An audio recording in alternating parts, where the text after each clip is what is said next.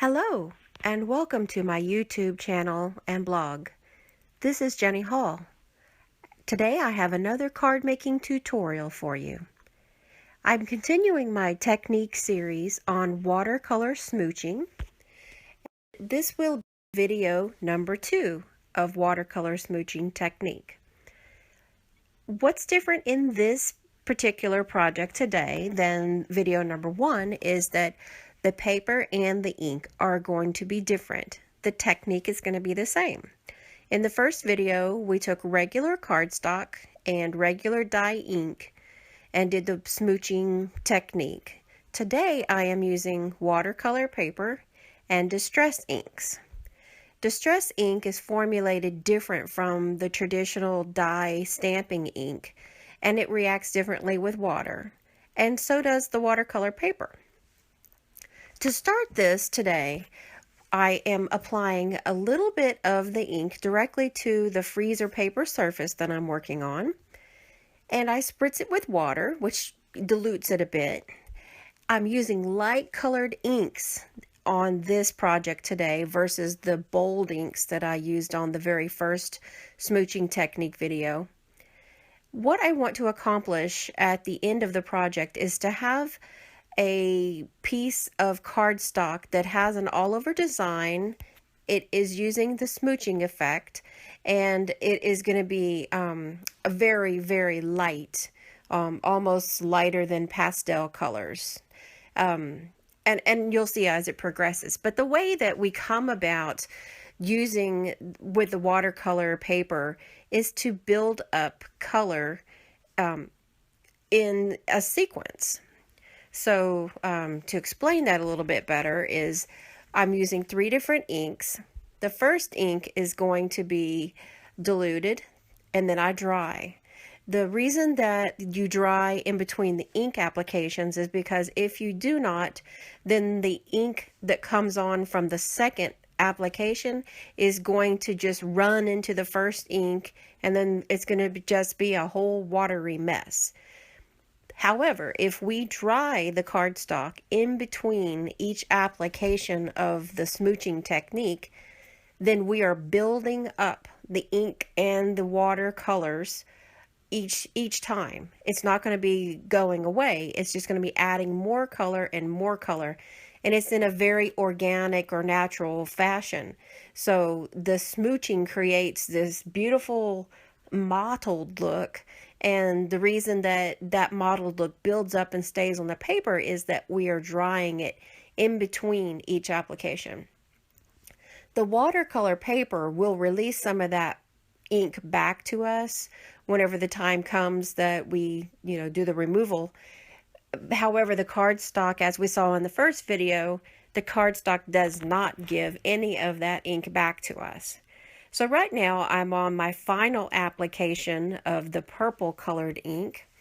This is Distress ink from Ranger, and I left it a little darker, less diluted on this round of smooching, and when it dries you can see that it's much more bold and prominent than it was in the other applications of the distress ink. And the reason is because I wanted to have a foundation of color, and then I wanted to have more color of the light purple be prominent. And we are going to get some of that back off right now by applying water droplets. The reason or the rationality that I would say to try to put color on and take it off is it's very, unless you see this in action, then it's hard for me to explain, but I'll do the best that I can. When you remove some of the ink, it never removes all of the ink. So if I have a couple of layers of ink and then I add the water droplets and remove them with a paper towel, then the ink goes down. As you can see, it's almost like a marbly effect. It takes the ink down to a certain depth, but it doesn't remove it away.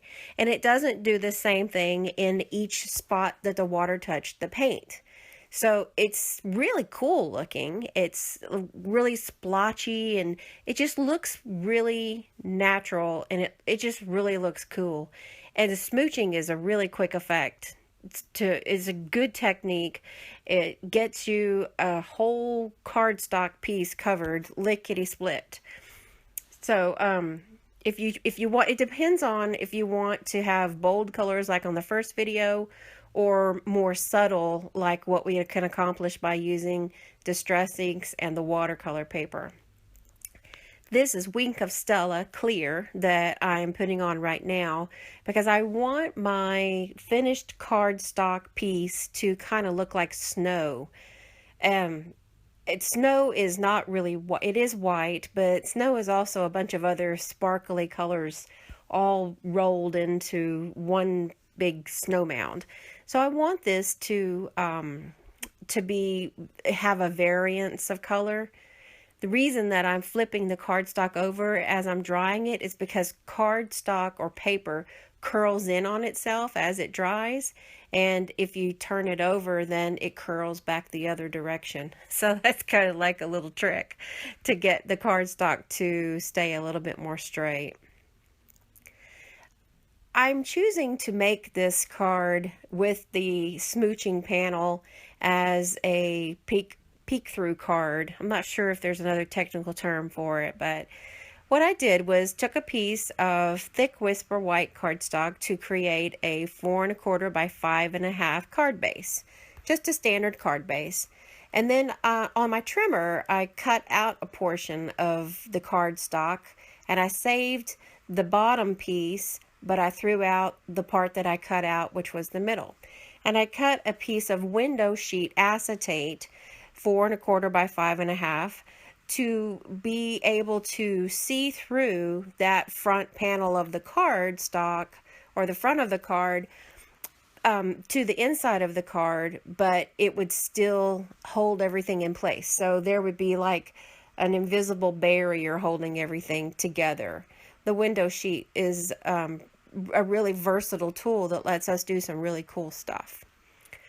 So I also, since I cut my card base in this fashion, then I cut down the watercolor smooching panel to be able to look like kind of hills or snowbanks. I was going for snow on this, not pure white snow, but something a little bit more magical. So I decided to stretch my imagination, and if I can have pretty snow that's magical, then why not have it be purple, pink, and blue highlights with silver and beautiful Wink of Stella. So that's where my thought process was whenever I chose to do the design of the front of the card with the curves and with the colors that I chose to use.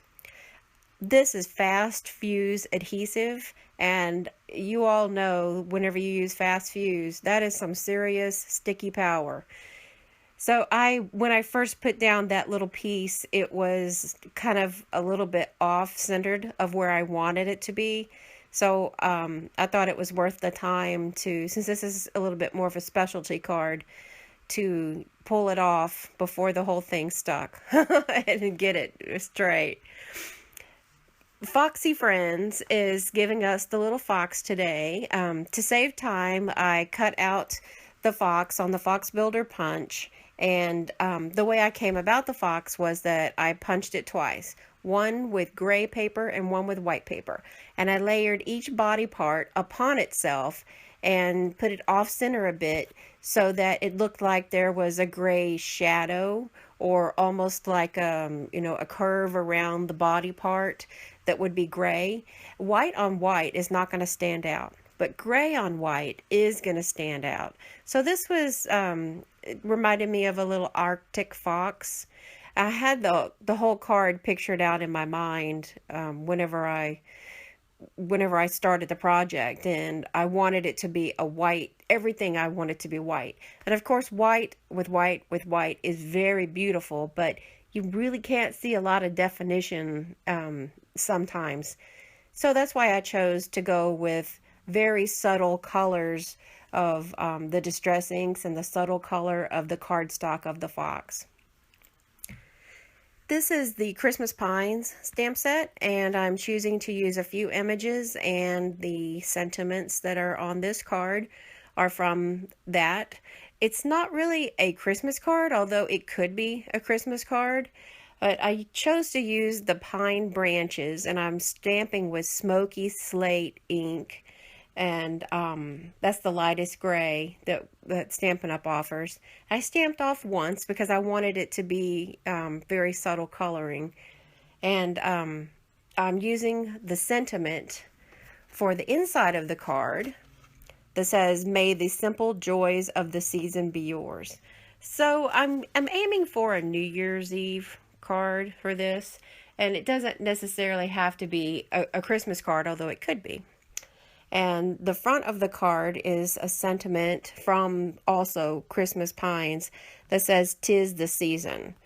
So none of it says Christmas, yet it could be used for Christmas, or could be used for New Year or winter or whatever season it is that you're aiming for. So to finish this card off, I am going to add some sequins, and those sequins are going to be different colors, just really kind of subtle, shiny colors. Here's our little fox peeking through the front of the card. I thank you guys for joining me today for another card making tutorial.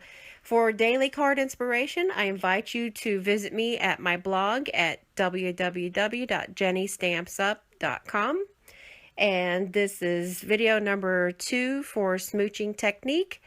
I welcome you to join me for video number 3, smooching technique, that will be next week. Thanks.